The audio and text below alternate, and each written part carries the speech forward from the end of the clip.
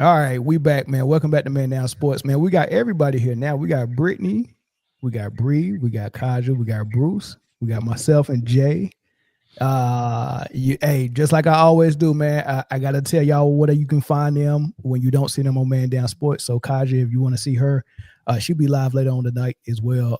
Live streaming the Houston Denver Nuggets game. So just simply sports on YouTube. Catch her over there. You already know Bree. Bull, no Bull podcast. I was about to say Bull, ball. If you know Bull, you know ball. Of course, right. Catch her here on Fridays when she's not doing her Joel Embiid impression, and then yo, I knew you was gonna come down. And then when she's not here, you catch her on her YouTube channel, No Bull Podcast, and then Brittany, the first lady of Man Down Sports, man, catch her on Sideline Speaks on her show, or catch her here when she's not being Paul George. So, other than that, I think we good to go. Whoa. And you can always catch Bruce at the Format Podcast. Yo, Melvin dissing me all night. Damn, bro. No, I ain't gonna love out here. Listen, man. Hey, listen. I ain't had. Look, I'm like a dyke. I ain't had no meat in 2 days, man. So wow. I'm just not. Well, guys, that's our show, man. Thank y'all for tuning in. God bless you. I'm not even doing this nice talking with y'all. That's it. YouTube just dropped the hammer. Wow. I'm not thinking straight. My mind is just all over the place, man. Come on, Mel. Do better, bro. I'm sorry, man. Wait a minute. I was reckless, son. I was reckless. I'm sorry. Too early. It's never. It will never be time for that. Never. What? Hold on. I just said I ain't had no meat. Though. I mean, Boys. I had. Well, no, I can't say no. It was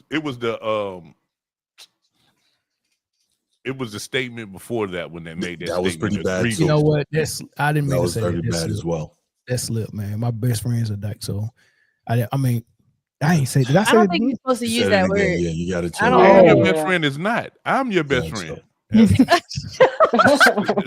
So that's also not true. Jay, what's going on here, man? Jay, you got some. No. Got to get us. All right, my apologies. I'm joking. I'm just trying to wake everybody up. Now that everyone's that craziness. Hey, pull your chairs out, sit down, man, and smash the like button. Yes, exactly. Whatever channel you on, hit the like button. Smash it with aggression, man. With aggression. All right, man. We got good topics today. I really can't wait to get into this NBA stuff because the other stuff is kind of like, just stuff that's happening around the league. But when we get to the second segment, man, I think that's gonna be the most fun because I can't wait to talk about all the MVP ladder and the standings and what's going on in Philly. And like sheesh, like it's a lot going on. Tyrese Maxey. Yeah, we're gonna have some new all-stars this season. I think has Maxey made all-star yet? I don't think so. No, he wasn't. He definitely gonna. He wasn't an all-star last year. That's gonna be a conversation because it's gonna be very well. We get to it when we get to it. Okay, I want to start with That's the one. I want to start with LeBron James coming back, for his first game of the season after his sciatica held him out at the beginning. Right. Exactly. And he had a decent game, man. Everybody was talking about how he was going to disrupt the chemistry and how he was going to, kind of hold Luka and Austin Reeves back. And he came out with an assertive effort to not take a lot of shots and pass the ball. He had over 12 assists, I think. Scored like 11 points. And I think that's a good role for him not to look for his shot as much as he usually do. I think that'd be dope. I ain't gonna lie. And I think it would be really good if Luka concentrate on scoring and let LeBron facilitate. Because I like for it to be two different guys doing those roles, not one guy. So I thought that was good, but the performance made Nick Young on Gil's Arena podcast pivot from his typical, I'm a Kobe guy, I'm a Jordan guy, Jordan's the GOAT, Kobe's right behind him. He pivoted and he said the performance in that first game back made him change his mind and say LeBron was the GOAT. That's what he said. Love that. Yeah. Looking at LeBron last night, man, to be a Jordan Kobe fan, it's hard not to put LeBron as the greatest player ever. After what he did, it's hard. Like, why is that harsh, Swaggy? No, for people, because they can't accept that. But looking at this, LeBron James is the greatest player to play this game. I'm sorry. All the Jordan fans, all you, me, Kobe fan, I'm biased because I'm a Kobe fan, but LeBron James is the best player to play this game. Be careful, Swaggy. They're going to call you a LeGlazer. Just letting you know. Who gave him that one? You know, y'all going to clip this. Y'all clip it just to have it in just the archive. I know who you are. I know. But you know what's so funny? You can't. Sometimes the problem is you can be. I can have my favorite players and still recognize. Yeah. Great. Like, you know what I mean? Like, it's not like our favorite player got to go out like this. Right? He got hurt. Achilles went down, started getting injured at the end. So he didn't get to live to do this in his career. Right? He got hurt at the end, had to retire early. Right? Our last memory, we're going to call it the greatest last game of somebody's career. Like, you know what I mean? So I don't think people, like, if you say it out loud, people who don't like him get mad, but they can't say that their best player looked like this at the end of his career. Right? They can't say their best player started off at this age at the beginning of his career. Even if you're a Jordan fan, right? You're talking about, he was 22 when he did this. He was 22 when he came into the league, right? Not 18 averaging 20. So there's things like, but at the end of the day, they all bring some type of greatness that you can't mimic. You can fight for, you can, you know, it's still part of greatness. So what do y'all think Nick seen in that game that made him say, all right, man, I changed my mind. He's the GOAT. A check from Clutch Sports. There you go. Jay already know. I mean, so, and this is obvious. Like, let's just be for real. I am accused of being this podcast LeBron guy. And nothing about that game was impressive. He played ball. Like, he played ball. It was a regular game. Welcome back. Not really in basketball shape, so they limited his minutes. And he wanted to keep the streak of scoring 10 points. And he did that and sat down. Like, it. I mean, I at least thought it was impressive, though. It was impressive. Listen, who were they playing? Was it Utah? Exactly. It was Utah. But it wasn't. This is why I say it wasn't. I was more impressed about stuff that happened off the court with him coming back. Well, we'll get to that part. Yeah, I was more impressed with that stuff. It was just listen. You don't get to the league and stay for 23 years and not be able to do what he did that night.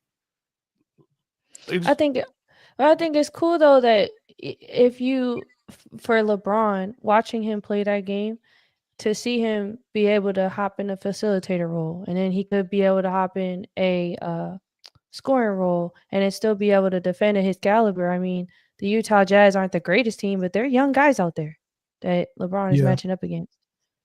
I mean, and I guess that's do you expect less than that from LeBron?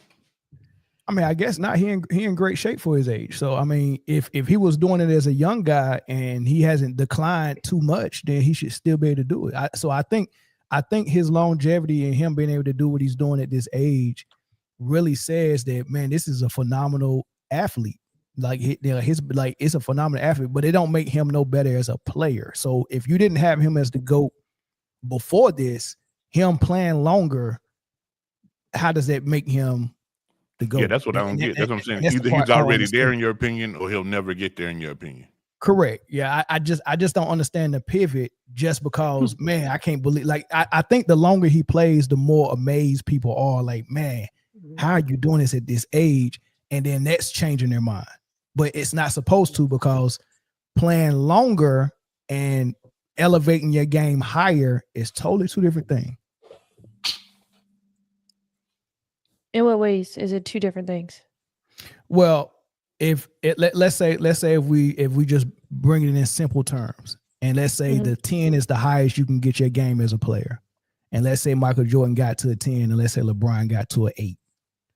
And Michael Jordan was a 10 for 15 years and retired. LeBron James was an 8 for 23 years. And you was like, oh my God, he's an 8 for this long? How does that make you better than the guy that was a 10?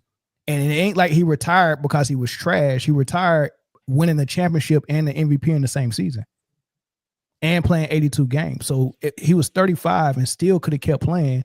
He wasn't forced to retire because he got hurt or his game declined. He retired because he didn't like his organization no more. So I don't understand how playing longer supposed to help his cause. I don't know, but I'm off my soapbox though. I just want. Maybe we would have the answers to that if we were in the league. Maybe it's like a different type of ball game for them because they experienced it and live it. It might be something that's unique about it that not too many guys could actually do. No, it is something unique about it. But you're saying just because you're in the league for that long doesn't classify you as a GOAT. Correct. Or as the GOAT. Because Vince Carter was in the league for 1 year less, and he not nowhere near the conversation. No.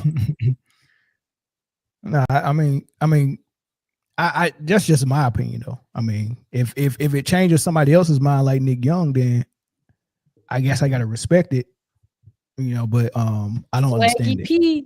I don't understand it either. The quick switch. But we also don't understand why his name's Swaggy P. I mean, he was swagging the court though. But his name is Nick Young. Where did P come from? I don't know. That's a good question. It's not a good question. It shows you that people will say whatever they want to. Yup, Chuck, you're right. All right, Bruce, what's your thoughts, man? I think you hit the nail on that also, Mel. So they're making content. So you got to have a couple people on one side, a couple people on the other side. It just, the nature of sports talk now has completely shifted to, it's not just sports discussion anymore. Now everything is debate. So you gotta have that kind of formation. You gotta have that kind of setup so that, the participants can engage in the debate. And so it makes it even more eye-catching knowing that Nick Young was clearly a Kobe guy and a Michael Jordan guy. Now all of a sudden he switched. So now it's like, whoa, what happened here? And so you get a little more juice injected into the argument and into the discussion. I think it's ridiculous though. I will say though, isn't it interesting how he managed to make sure he got 11? I'll just leave it at that. For the comments, it said his middle name better have a P in it. 11 points. His middle name is Aaron. Nick Aaron Young. So where's the Aaron Young? No P nowhere. Oh, okay. But yeah, he got the 11 points, Mel. So make sure they get those double figures going. Oh yeah, yeah. I don't mind that though. I mean, he trying to keep his double figure streak up. I mean, because listen, man, when you play this long, everybody knows that you're going to damage your all-time stats. If you're not able to keep recording those stats. So if he go on the rest of this season and only average 15, it's not going to bring his average down dramatically. But it'll bring it down some, and then when you start having that conversation, that's gonna matter, right? So people are aware of that, and I don't think he want to do that. I mean, Tim Duncan did that. The longer he played, the less he scored, the more his average all time came down. And now when people Google Tim Duncan, they're like, "Man, this is the best power forward ever." Yeah, but nobody disrespects Tim Duncan for what he did. Obviously, the 5 chips, and then for me, and I was never a huge Tim Duncan fan, but looking at how he was able to be such an integral part of winning from all different positions on the team, from being the number 2, coming in, I guess, 1A or whatever, with D-Rob being 1 of 2, and then taking over as the dominant number 1. And then when the other guys came up, stepping back, but still being the dominant defender, so on and so forth. So, I mean, Tim, to me, that's greater than what LeBron is doing, that Tim Duncan could win playing all different ways and all different roles on the team. LeBron has to do a certain thing. And you're going to see as the season goes on, I know this wasn't really part of the question, you're going to see that thought that people had that he's going to come in and disturb the chemistry and all that, it's going to happen. He just couldn't make it happen in game 1. Yeah, not game 1, week 1, right. or month 1. But eventually, if he averaging 15, No, that ain't gonna happen. No. That's not gonna happen. You know what I mean? Austin Reeves knows what time it is. Yes, sir. Yeah, I put a lot on Austin. Brittany. No, I'm sorry. Go ahead. My fault. No, one thing I was just gonna say was, isn't it interesting though? Like, I think they knew ahead of time that LeBron was gonna sit out with his injury for as long as he did, but he still made the top 5. Or no, he was like number 8. He was still top 10 in the NBA all-time 50 list that they dropped. So, knowing that this man was not going to play the entire season, why would you have Joel Embiid at 47? So there's that bias right there. And if he doesn't average at least 15 points a game, should he still be deserving to be in that spot? Is it okay to now move him out of it? Type time. It just seems it's like a lot of contradictions. Does that make sense? You talking about the list that? Hold on. Which list was this? Because there's a lot of them that came out. Bleacher Report, ESPN, NBA. Which one? I think we covered it on the pod. Okay. It was probably the ESPN that one. Was which one was that one? That was the Yeah, that was the ESPN one. And they had him above KD. They did. Yeah, I mean, hey, there's another thing that that a lot of people noticed too. They noticed that now this is funny, and this could be a coincidence. I want to get Kaja's and Brittany's thought on this though. This is coincidence, but the beef him and Stephen A. Smith got, and the night that LeBron comes back for his first game, the game was on ESPN with all of LeBron, like Kendrick Perkins and all those the panelists. That was all LeBron guys, and they decided that was when they pulled Stephen A. Smith off of that show. Mm-hmm. The show is full of LeBron guys now. The night LeBron comes back, that's when the announcement came out that Stephen A. Smith would not be part of the show no more. But, I don't know. I think that might be a coincidence. But what's y'all thoughts, though, Brittany and Kaja? Y'all been quiet. I thought Stephen A. didn't want to do that show anymore for whatever reason. He claimed when they negotiated his new contract that he already knew that he was going to kind of like fade the black for it, but Yeah, the day after I got fired from Man Down, I didn't want to do the show neither. Funny guy. Think they firing Stephen A. over LeBron? I feel he called it. He said Stephen A. said LeBron was in the background blackballing him. He did say it. From ESPN, I don't know. That man the face of ESPN. He won't get fired from ESPN. He just won't be part of that show. He ain't get fired for you. Well, he did say months ago, though, once he got his new contract, that, he was stepping away a little bit from certain shows. And he did mention the countdown even before they had the whole beef and everything that happened. So it could just be a coincidence, but they don't like each other. So I think Stephen A. is okay if he doesn't have to sit there and talk about the greatness of LeBron anymore. I think he's okay with it. The first take is enough for him. I don't blame him. I don't blame him, man. But what's y'all thoughts on the whole situation, though? Nick Young you think that's a good reason to pivot because the longevity, is the longevity that impressive that it's going to change some minds? That's the question I ask y'all. It definitely is. Longevity is always going to be impressive, especially I think when you think about LeBron, you think about his accomplishments and everything, and then you think about what he means to basketball, and you see how he gets older and older. And even though they played against Utah, and Utah obviously is a young team, not really a good team, but to Bree's point, they are athletic, they're fast and everything. So for him to be able to come in and keep up with them at his age, if he keeps playing at a decent level at this age, it's going to be impressive. Like, man, who does this? How long can he keep doing this? It's like, oh my God, he's superhuman. He's unreal. So some people are going to change their minds. And when it comes to Nick Young, I think he just says whatever sometimes for the content, to get some likes and, some clicks and some views. So I can't take him too seriously. But outside of him, people are going to change their minds the longer he keeps playing. They're going to find it impressive. I think he knows that. That's why I think that's part of his plan. Like, man, if I keep playing and I stay in shape and I still look good, eventually that's going to be impressive and you're going to have your choice. Or you're going to be impressed by how good Jordan got and how much he won, or you're going to be impressed by how good I got and how long I played.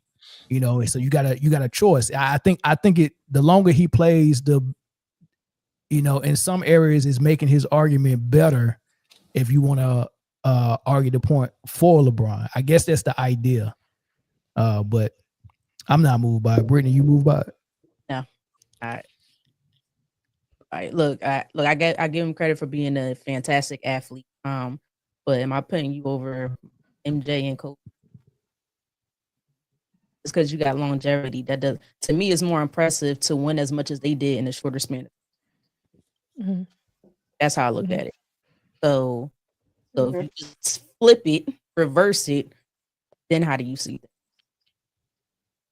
Flip it with Jordan, said, right? With only playing 15 years, accomplish everything to accomplish in that short amount of time versus 20.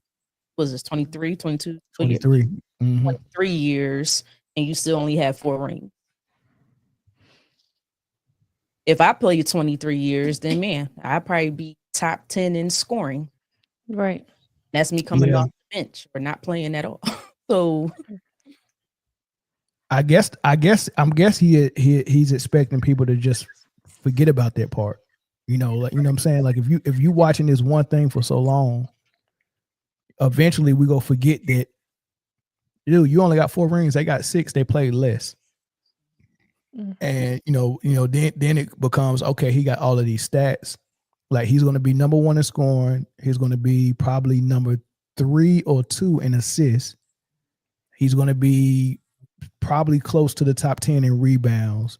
Right. And then he just passed Reggie Miller for made 3-pointers. Like when you put all that together, if you lose sight of what really matters is the rings, when you put all that together, it's like, man, hey, bro, who else can do it? And there's not a lot of people that can do it. There's not a lot of people that's going to be blessed with LeBron's body and blessed with his luck of not getting any major injuries who want to play 23 years. And let me ask you a question. Is MJ's rank up there in scoring? Where is he ranked at? Oh, shoot, he probably top 5 still, top 5 now. Top 5. Where's Kobe? Well, Kobe played 3. So let's just. So it's LeBron, Kareem, Malone, Kobe, Jordan. Right, I think that's what it is. That's the top 5. How many years did Kareem play? 20. He played a lot too. Yeah, 20 years. Yeah. And which that nobody talks about. I think he was averaging like 14. Impressive as well. Yeah. And he was real physical. Mm-hmm. Yeah, everybody up there in the top 5 played 20 years. And if I can recall, he also played, was it 4 years of college? Yeah. So he got a later start to his career. Yeah. And no 3-pointers too.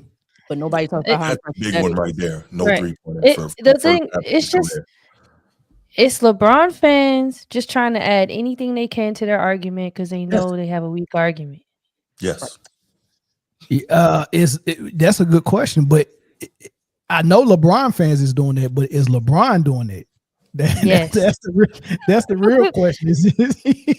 Is this his goal, Jay? I'll let you answer that because you talk to LeBron every day, don't you? No. I don't talk. I talk to Coach K a lot. I don't talk to LeBron at all. Their relationship soured. Now I think he just liked to play ball. Like I just think that's what he was done his whole life. Like I think he don't really have a purpose in his mind if he ain't hooping. Like I don't think it's to play with his sons. I don't think it's to play. I just think he want to put on their shoes and do that little bow leg walk out there, throw that powder in the air. Like I think that's just what he want to do. I don't think that's it. Nah, it's not that he just wants. Because it ain't money. It ain't nothing. But it's love of sport, man. That's not. And what I ain't gonna say love of the Jay. game because I don't think it's the game. I just think he like doing what he do. It's love of the attention, Jay. He gotta have it. He's obsessed with it. It's his drug. Definitely. He can't stand not being. He can get an OnlyFans now. Whoa. What? Not the OnlyFans. I guarantee if that nigga got an OnlyFans and he got on there and just spin the ball on his fingers, there's like 5,000 LeBron fans that would subscribe. You think he can put his podcast on OnlyFans? Man, what? You know what? Yeah.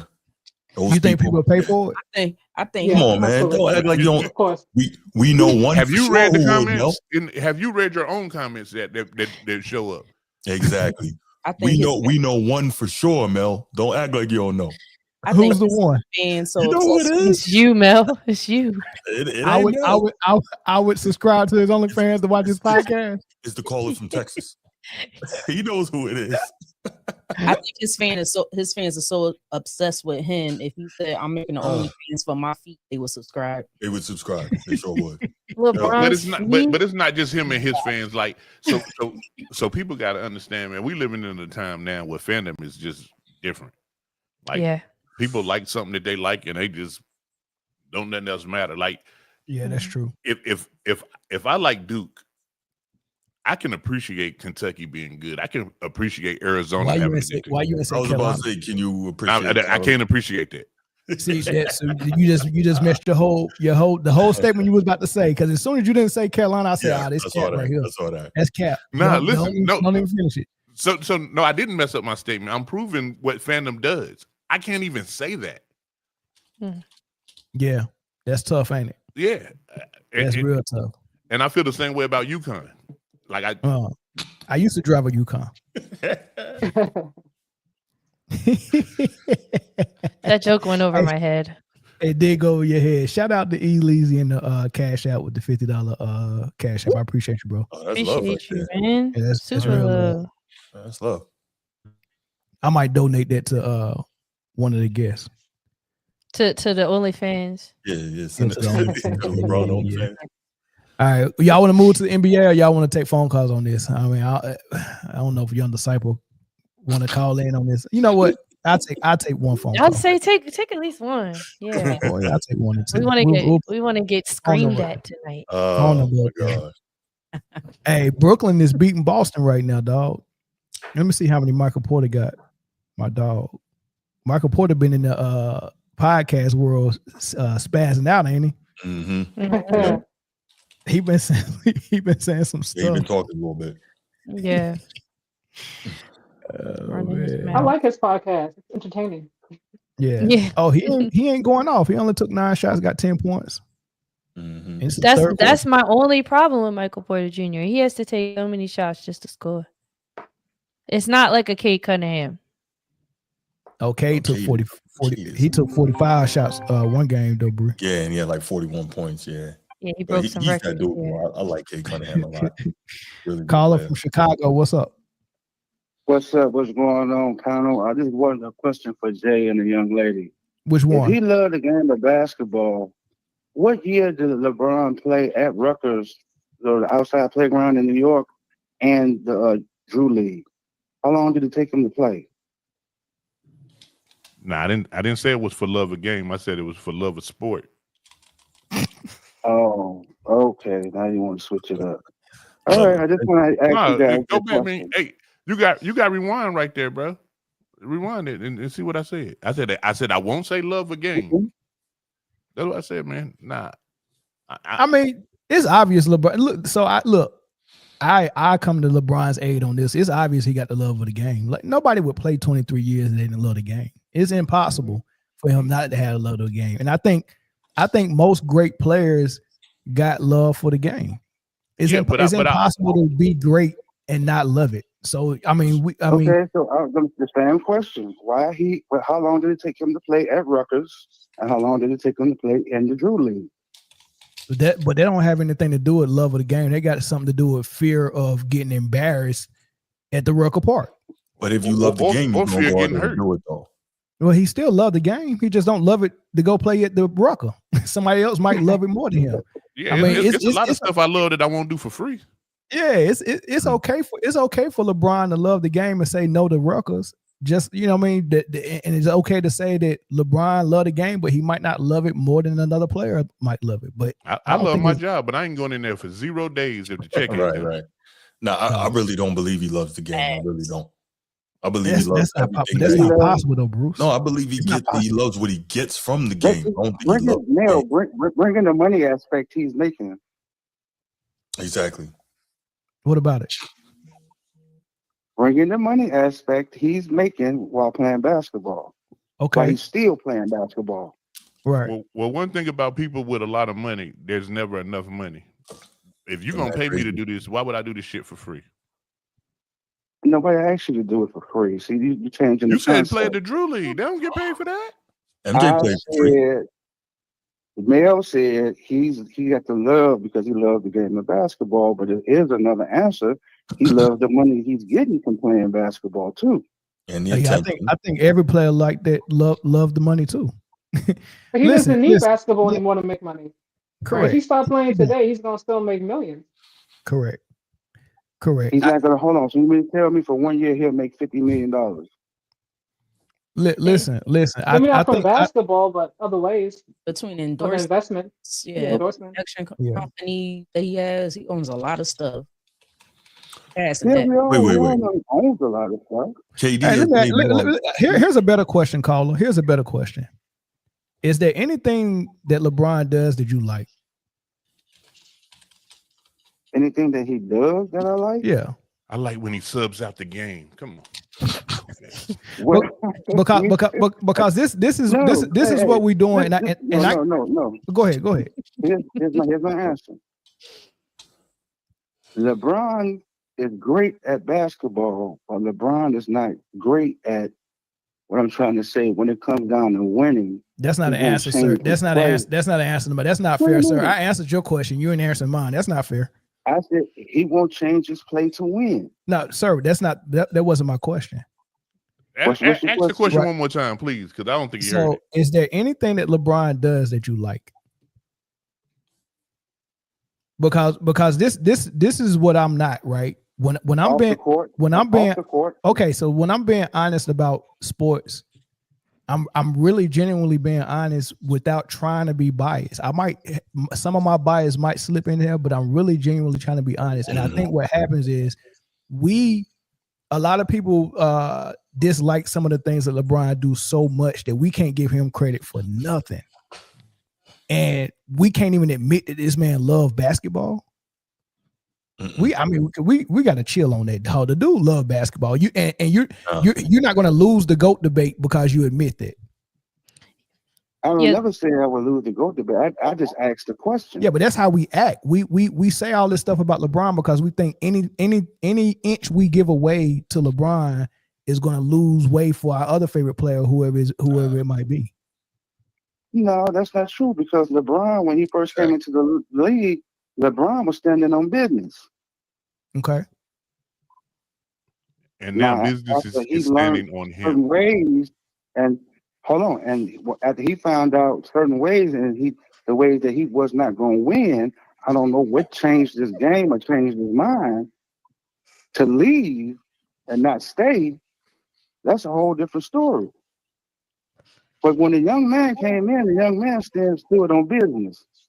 Okay. Hey man, touch on the dog where LeBron hurt you. Say it again. Nah, he messing with you, man. He's trolling. Yeah, he trolling. Jay trolling. He trolling. Hold on, wait a minute. It's the same way that Mahomes looked shook last week. Hey, he did, man. But you know what? He went home and looked at his 3 beautiful babies. I ain't talking about them kids. I'm talking about them rings. Oh, because you're a Kansas City fan. No, Jay, you that can't almost do went that, over Jay. her head too. Nah, he went home and looked at his 3 beautiful babies. Jay, I ain't talking about kids. I'm talking about Super Bowl rings and everything's okay in the world. Jay, you cannot duck smoke by saying that, man. You can't bring people, kids, and family into it. Hold on. No, he's talking about the rings. The rings. I didn't bring his kids in. I said 3 beautiful babies. Those Super Bowl rings. Oh, and everything was okay with the world. Okay, got it. Yeah, I feel you. But hey, Colin, man, we appreciate you, man. We're gonna move on. Right, baby. Keep all right.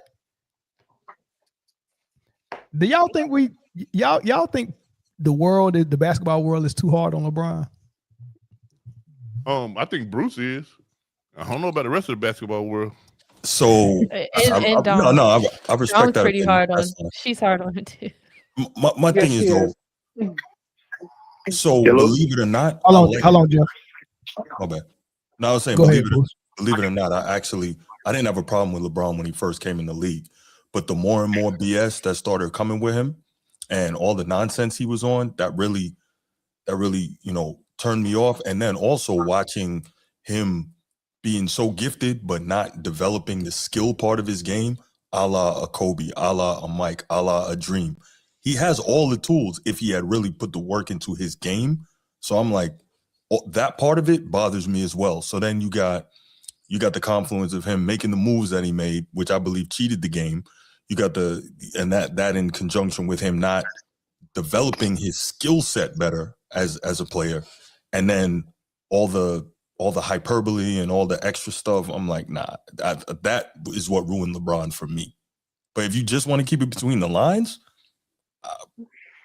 incredible physical specimen. I think there's too much missing from his game, though. That's me. I mean, he do got some stuff missing. Mm-hmm. Do got some stuff missing, man. But I mean, I seen people with missing their back teeth still got a pretty smile. Just asking. Oh. Go ahead, Britt. Then we're gonna let the caller go. Go ahead, Britt. I think for me, it's I think you're going every player has their haters. You want to have your hardcore haters. MJ had them, Kobe had, everybody has their haters. But for me, it's just the crowning of oneself, right? Before you even accomplish really anything. The crowning, and then things that you say, that you put out there, that creates these super high expectations that you have yet to surpass. Yeah, you got the 4 rings. Yeah, you have whatever. But a lot of things that you come out and say, you act like you've been the greatest since you was 18, 17, 16 years old, and we have yet to see certain. So I think that's what it is for me. Like, okay, you still have yet to surpass MJ in my mind. You still have yet to surpass Kobe in my mind. I'm not talking about on the all-time scoring list. That is what it is. That we just talked about that at over 20-something. That's eventually almost a guarantee at this point. So that's what it is. Outside of it, I always thought he was a talented player. Exactly. Is he great at anything in his skill set? No, but that's fine. He had his own greatness and his own ways on his court, and we see that. So, but for me, it's just crowning oneself and certain things that you would say, and I'm like, okay, still haven't accomplished. All right, Jeff, go ahead. Jeff, you our last caller. Yeah, you need to be ashamed of yourself. Come on, dog. No, seriously, we gotta have. We supposed to be people with standards. We were in the military. We got standards. Correct. And that's bottom line. He ain't never met the standard.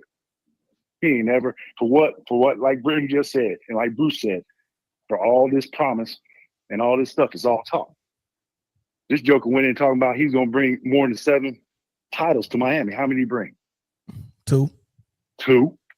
Okay. Had 4 opportunities, did it twice.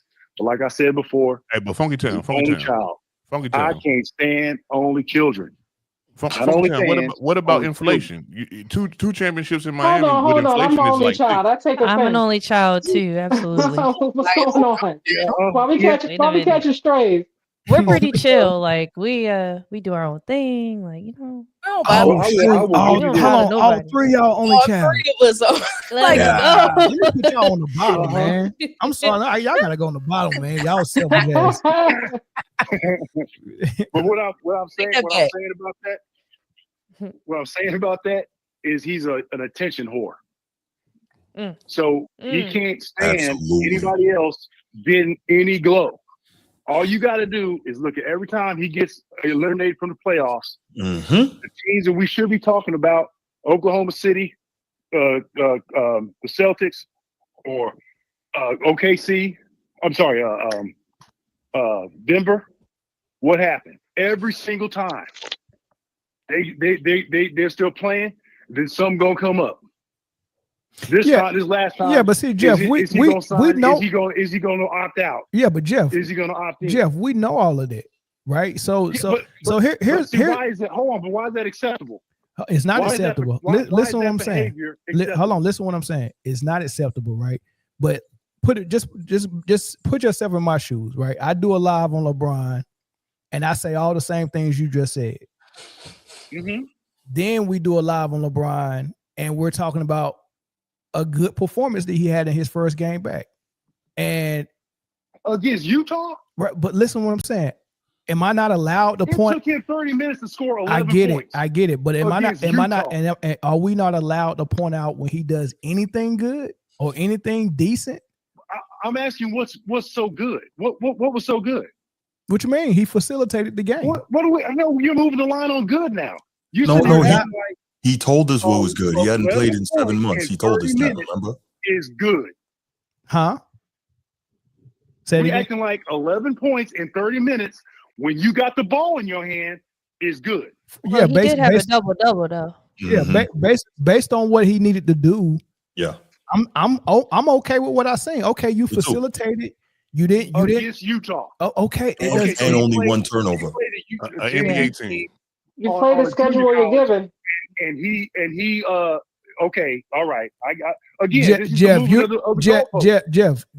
Some people just never going to allow for LeBron to ever get any credit for whatever reason, and I'm not that way. I'm in the middle, and if I'm impressed by something, I say I'm impressed. Mm-hmm. If something rubs me the wrong way, I say that. You know, I'm simple Gumby. I'm flexible. I can go either way. I'm ambidextrous. You get what I'm saying? So I'm not. We're giving him the Bronny. We're giving him the Bronny treatment. We're not giving him nothing. All I said. They got an exclusive. That was hold on, Jeff. All I said. I'm put a gold star. Hold on, Jeff. Hold on. Calm down. All I said was coming into the game and not disrupting the team flow the way everybody assumed he was going to do, and he came in and facilitated and got 12 assists. I was very. I don't know if I say impressed. I was impressed by it. And I can say that and still think that he's a piece of shit in other areas. I can still say that he's an attention whore. I can still say all that. Plus minus. I don't care. They won. But that's against Utah. Okay, that's they only played one team. They only played one team though. Nah.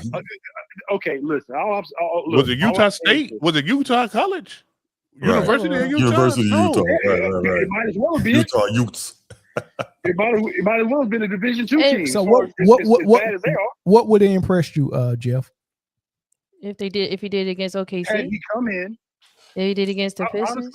Honestly, if he had done that against, absolutely. If he done it against the Houston or OKC or hell, if he had done that against the Warriors, I'd be like, okay, great. Okay, well, we'll cross that bridge when we get to it. If he plays the Warriors and looks like crap, already over here giving him his fair like he did something. No, we not. It took him 30 minutes. No, nobody's giving him. Nobody's giving him nothing, dog. But I feel like also we have to take into account the team that he has around him now is way different than what it's looked like in a while, especially with Luka. And as ball dominant as he is clearly Luka's team. Clearly, Luka is the first option. And then it's debatable whether LeBron's going to be number 2 or Austin's going to be number 2. You see what I'm saying? It's just like a different dynamic of a team now. Oh, so and you think the way he showed up, I just think it's sustainable that LeBron James is going to set it and be number 3? No, that was 2011. He did that because he decided not to show up. I'm saying the way he has to show up on this team, I kind of appreciate his flexibility and his ability to do that. To see what type of team he has and to still show up and serve something at home. That's the word I was looking for, Bree. Appreciate. Yeah, I appreciate that about LeBron. I can say. Man, I would appreciate if a dude who wants to sit up here and hang his hat on longevity hasn't missed the equivalent of 2.5 seasons from low management. Yeah, I'm with you on that too, like, okay, Jeff. Wow. But this wasn't the topic to bring that up. Like I'm not gonna bring up everything I don't like about LeBron every time we talk about LeBron. No, it ain't necessary. But, that's what I'm talking about. This is the whole thing. We talking like this dude. Like we got to go out of our way to give deference to whatever this dude does.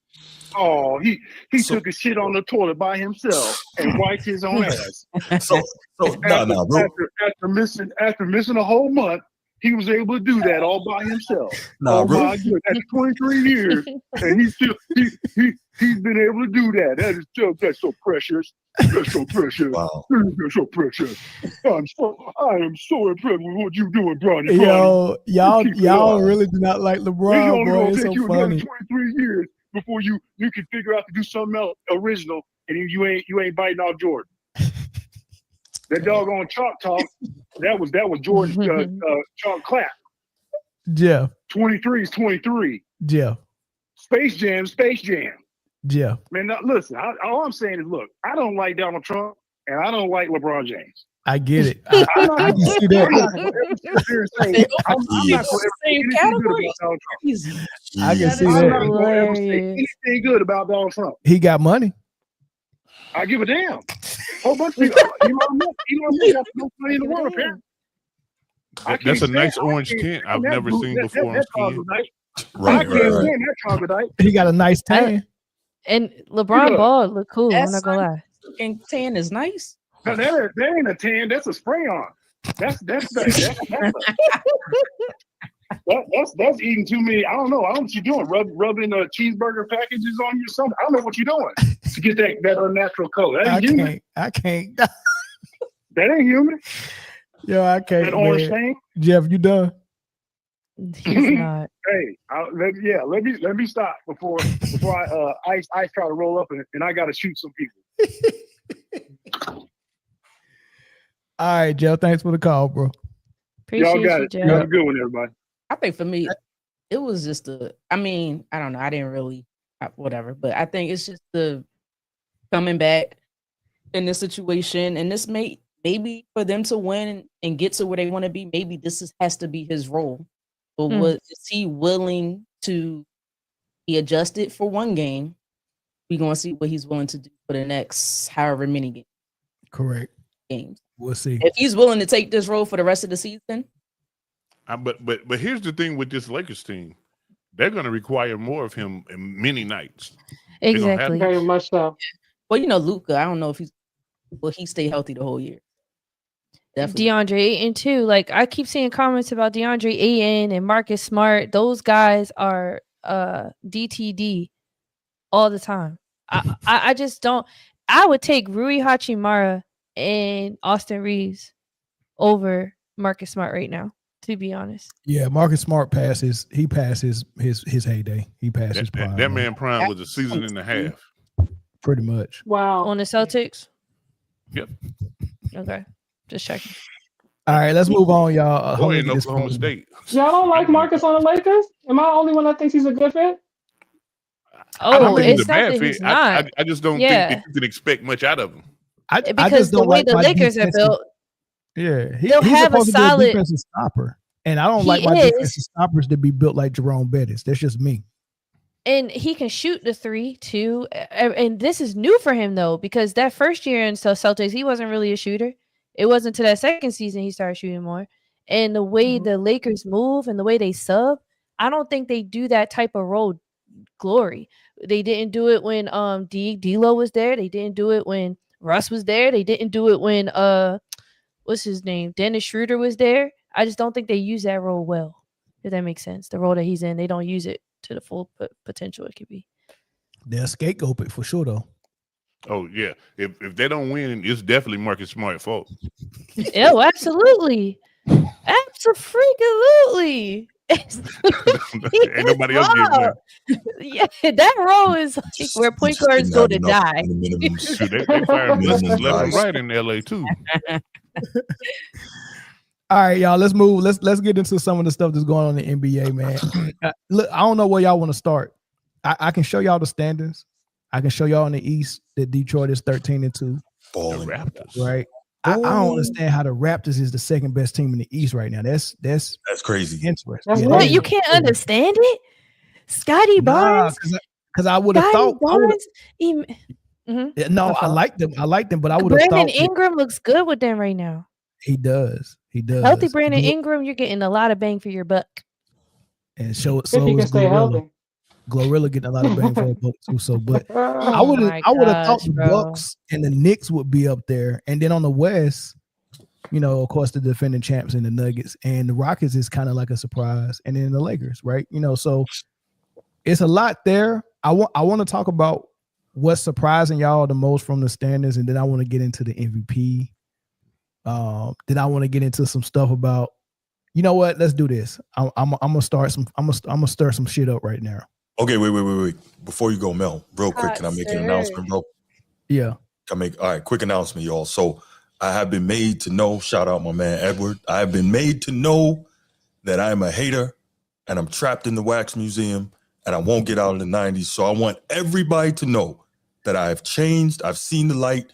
Jokic is the GOAT, not the GOAT, the GOAT, the greatest GOAT of all time. I want everybody to know that. Jokic is the greatest Bruce. athlete ever in the history of sports. There we go. I'm done. There we Emphasis go, on Bruce. athlete. Finally. Greatest ever. What changed your mind? I'd love to know. You know, all the people that was ripping me up in the comments when I talked about Jokic on my show, my man Edward letting me know that, you know, I got to get out the wax museum. It's not the 90s anymore. It's a new game and a new leaf. So I, you know, turn over a new leaf. It's all Jokic now. I'm good. Thank you. All right, now it's time to play you being sarcastic. No. So listen. I got a question for y'all. I want the bottom row to answer this for me because I think this is gonna be interesting. All right, answer me this riddle: if Donovan Mitchell and Jalen Brunson are the best guards in the East, then what the hell is Maxey and Cade Cunningham? Say that again. What are you talking about? If popular opinion, if everybody agreed that Jalen Brunson and Donovan Mitchell are the best guards in the East, then what is Cade Cunningham and Maxey? Better than both of those first two guys you named? Cade Cunningham is a bad man. He's a monster. Cade is good. Now, Jalen Brunson is kind of hard for me because he's he brings such a unique perspective to the game from a point guard because he has that ability to get into the paint and even like he'll even do like a little mini post up game on a guard. Mm-hmm. And and he's just, as soon as he's in the paint, I just know it's going in. And then his ability to get to the free throw line, I really enjoy that about him. That was my first thought. So if you had a vote right now for All-Star and it was going to be between Maxey and Brunson, who getting that vote? Maxey. I'm biased though. I'm a Tyrese Maxey fan. Well, just go based on what they're doing this year so far. He already got a 50-point game and we like less than 20 games in. Yeah. I'll say this. I've been on record saying I don't like Tyrese Maxey. Yeah, you're tripping. But what don't you like about him, Jay? Yeah, what don't you like about him? I don't like it. I don't like his face. I don't like his hair. I don't know. It ain't his game. It's something about him I don't like. Like, and that happens. Like that happens a lot. He's a humble guy. You ever listen to him on a podcast? Maybe that's it. But there's something about him I don't like. But he's made me he's made me a believer. In my opinion, watching him play last year and this year, he is what everybody thinks Halliburton should be. Like, I just like that level of superstar. I think he's next. I really do think Tyrese Maxey is next. And I didn't see that. Like, when he first started getting minutes and all that, I was like, but I was wrong. If Maxey was 6'6", he would be on SGA level, though. Man, if he would listen, if he was 6, Jesus Christ, I don't know. Dude can flat out play ball. But Philly just, I like to see him somewhere else. Put it like that. I like to see him out of Philly. Well, I mean, it ain't Philly. It's no, it ain't him. But I just it was Embiid getting hurt. No disrespect, Brittany. I just don't like watching them. I don't. Well, so look, listen. They're my favorite team right now because of Maxey. Wherever he go, that's gonna be my favorite team. He can play. He can play. The boy can play. He's nice. Brittany is Mitchell. Let's leave Tyrese Halliburton out of it because I'm a Tyrese Halliburton fan. There will be no Tyrese slander. Right. It was such a weird comparison. It was a weird. That makes it even better because he in the East too. So if the All-Star votes are going to Mitchell and Brunson all the time, and everybody think that they in the top 10. Brunson just got into the All-Star, by the way. They were selling him short for a while. He just got in there. Just want to throw that out there. And he was off the bench, by the way. He was not a starter. They've established him as one of the ones, and so it has Mitchell. Now you got these guys coming behind them, Tyrese Maxey and Cade Cunningham, and I actually think they're better than them this year. Well, so and Halliburton, even if he was playing.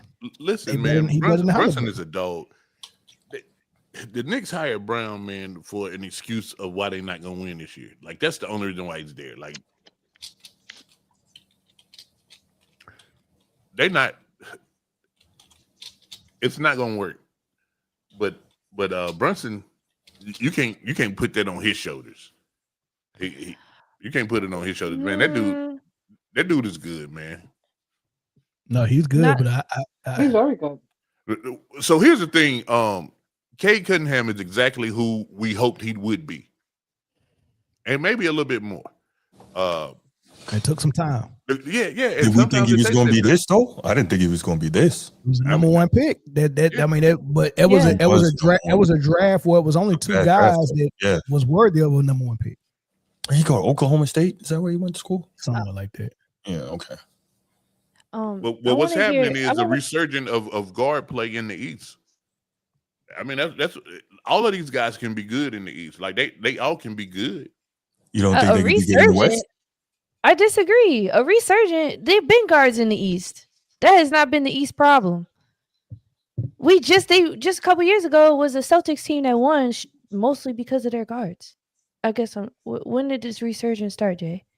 No, so you talking about one team that had a good guard. You know what I'm saying? Like what I'm saying is the East good guard play for the longest been in the West. And now the East, you know what I'm saying? Them boys are stacked. Pause from top to bottom. Yeah, I get what you're saying because for recent history that you had Dame in Portland, you had Steph in Golden State, Russ. You had Harden in Houston. Yeah. You had Westbrook in OKC. That was all in one. I get what you're saying. Okay, I get what you're saying. So what I'm saying now is it spread thick like that, Pause, in the East. Like even you pick a team in the East, any team in the East, they got a damn good guard there. Yeah. Any team, yeah. Oh, speaking of teams, I do want to hear what it's good guards everywhere. I'm sorry, go ahead, Brie. Yeah, no, it's fine. Yeah. I do want to hear what Brittany has to say about the Sixers right now. Heck yeah, I want to hear. What do you think about that and how they're looking right now? I mean, it's still early, so I think it's kind of knew about that. But this actually, I've known this last year, whether the organization, the players knew. I think they're that out this year. Hold on, Brittany, you going in and out. I don't know if it's mic or in. Yeah. You might be coming through your headphones and not your mic. I don't know. Am I coming through my? You might be, because it's going in and out. Tap your mic. Oh no, you definitely coming through your mic. I don't know why it was going in and out. No, that's a Wi-Fi. I don't know. Wi-Fi. Yeah, I probably gotta connect to the plug-in. Well, you good now. You good now. No, what I was just saying, I felt like this has been Max. It was just waiting for it to be Maxie's team. I've known since he was a rookie. I said this kid is something different. Since the day we drafted him, in that first game I watched him play, I said this kid is something different. And they started to bring not quite the AI vibes, but we get in there a little bit. It's not going to reach AI how hype we got over AI. I don't think anybody gonna ever see an AI in Philly again, but it's pretty close on how excited we've been. We've just been waiting for him to get to this point.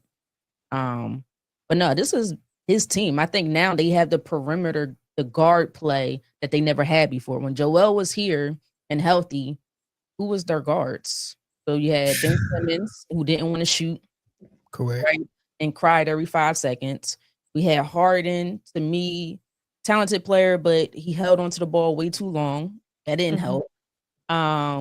There's been times where we didn't have either one of those guys, and it was just all put on Joel. I don't with no real perimeter quality play, in my opinion. So now it's unfortunately Joel is hurt right now, but it's a lot of young pieces on this team with Tyrese Maxey, DJ Edgecombe, and a match. They go well together. Then you got Jared McCain is just coming back. He's starting to looking good. Quentin Grimes, he irritates me at times, but he's a good player. And you go to when Joel is able to play, his role is a little bit different. Nobody said Maxey was AI. Who up here said Maxey was AI?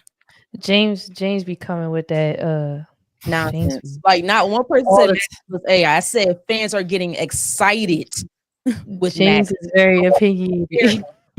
Like who's behind AI?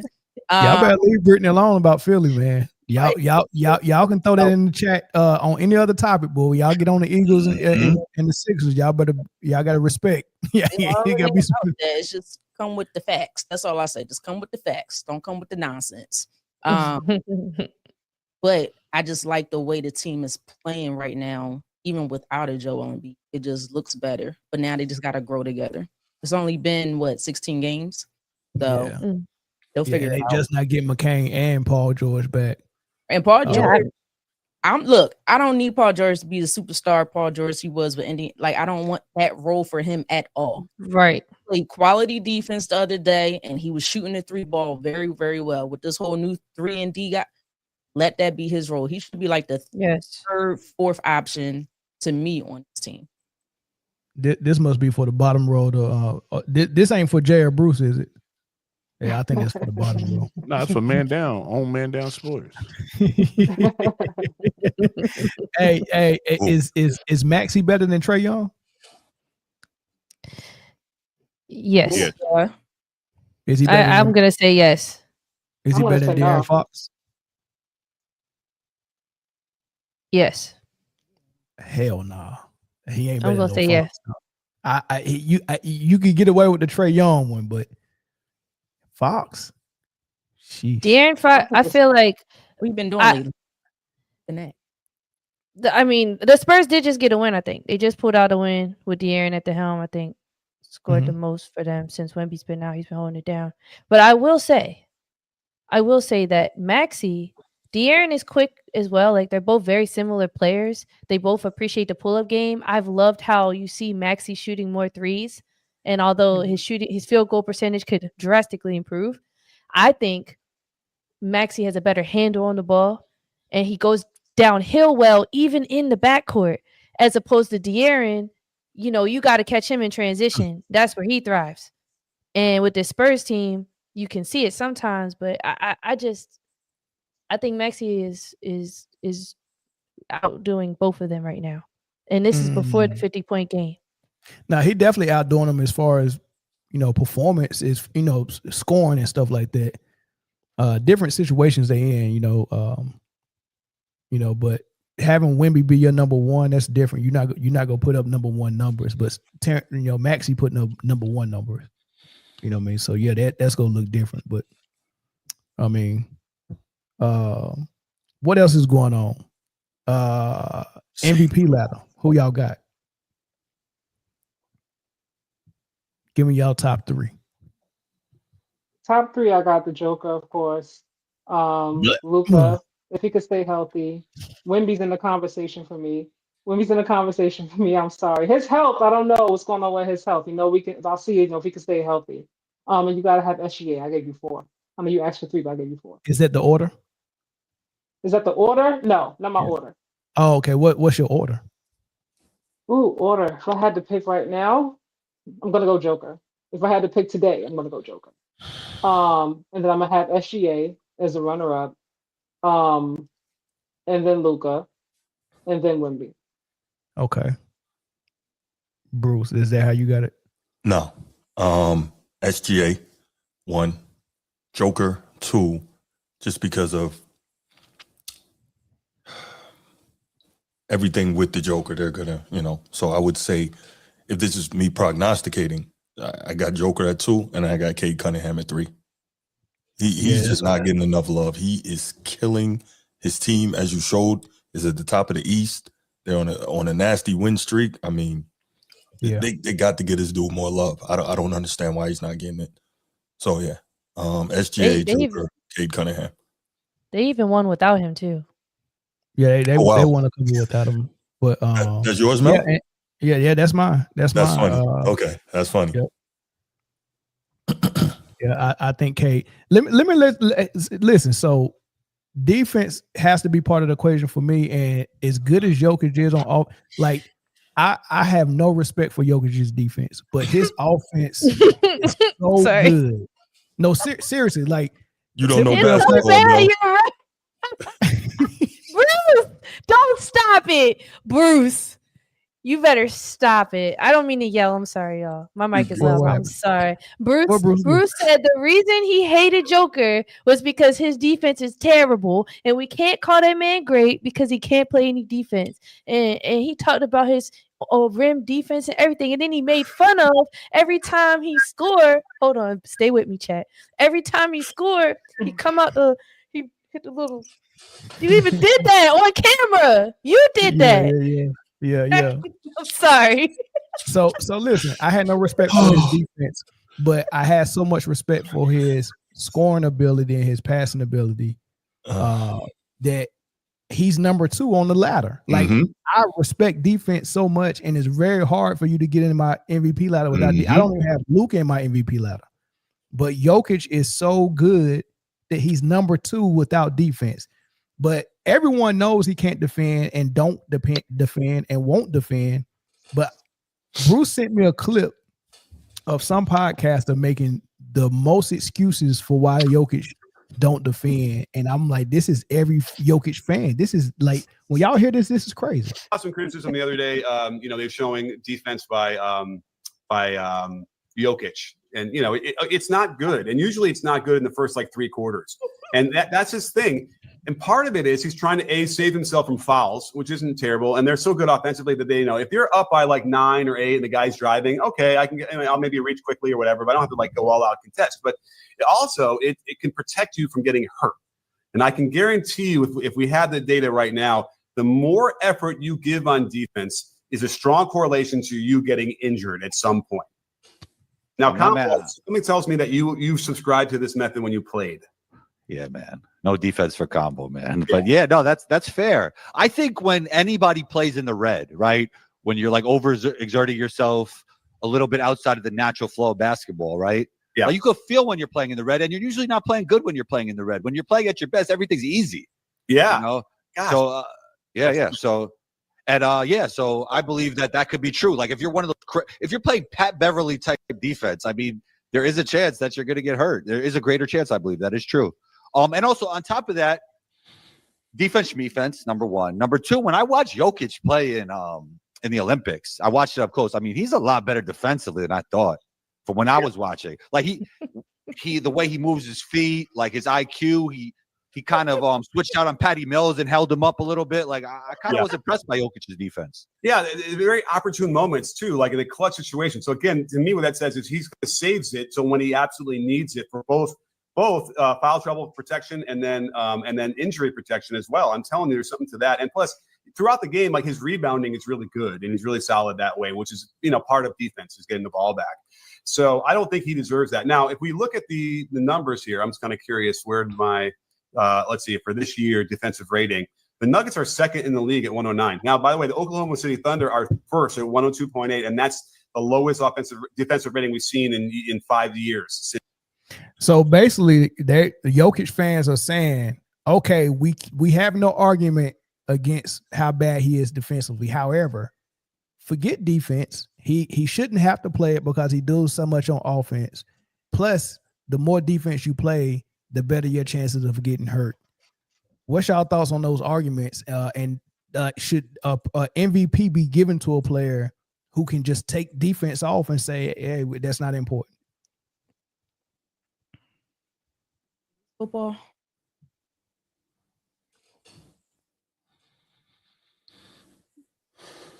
Is this football? No. I'm asking, is this football?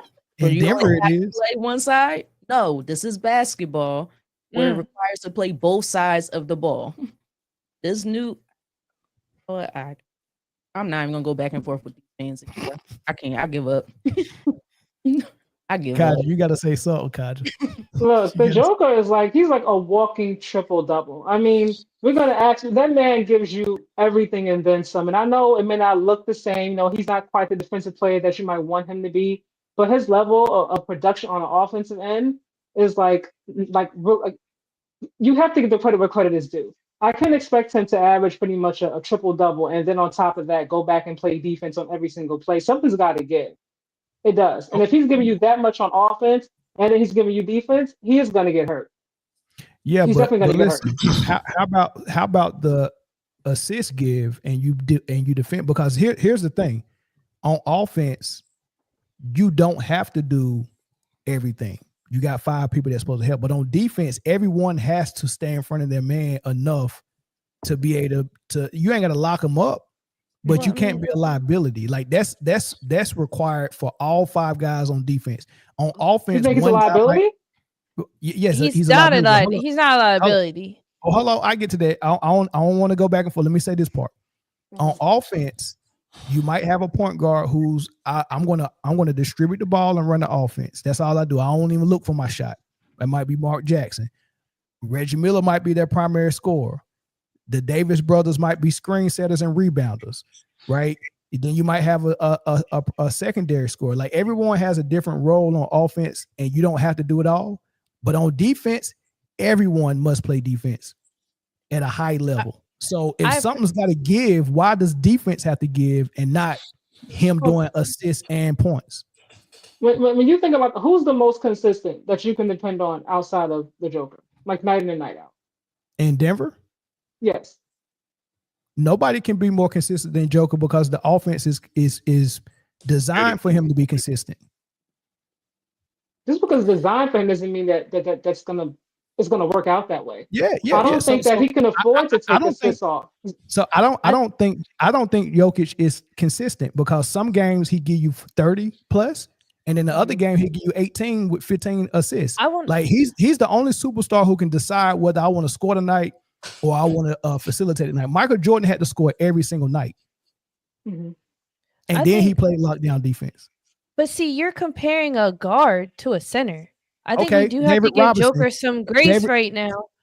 Kim Olajuwon had to sky every single night.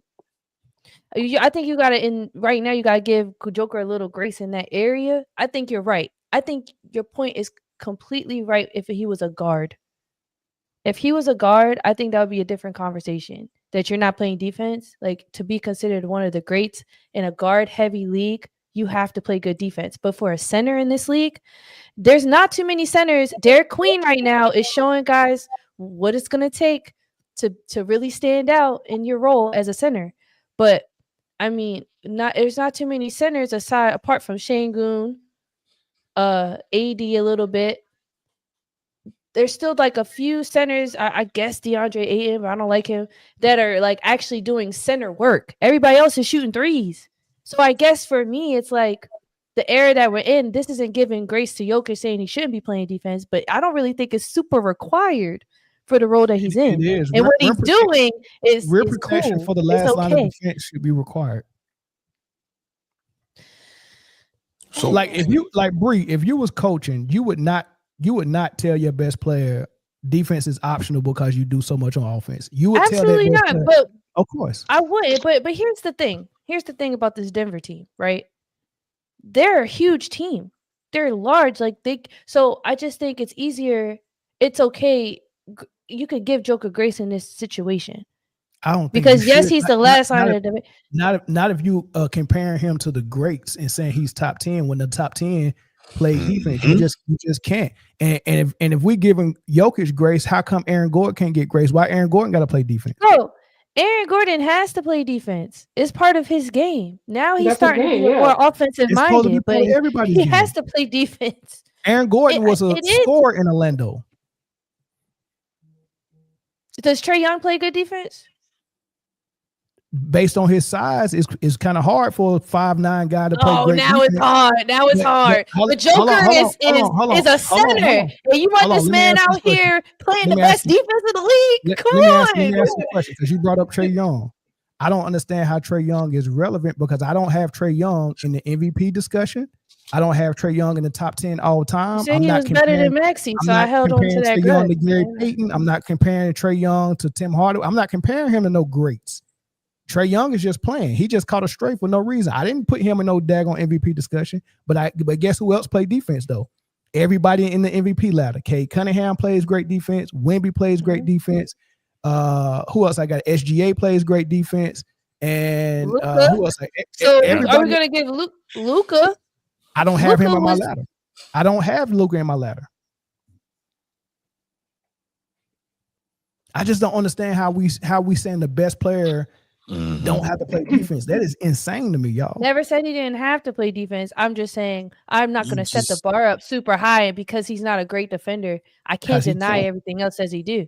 Yeah, because he can't or won't play defense. That's the whole thing. I just don't. So how come you have that same mindset for LeBron, but you can't have it for Joker? Which mindset? Of appreciation for one part of the game, but then say casually, "Oh, he has to work on other things." So but when it comes to Joker, I do it to LeBron too.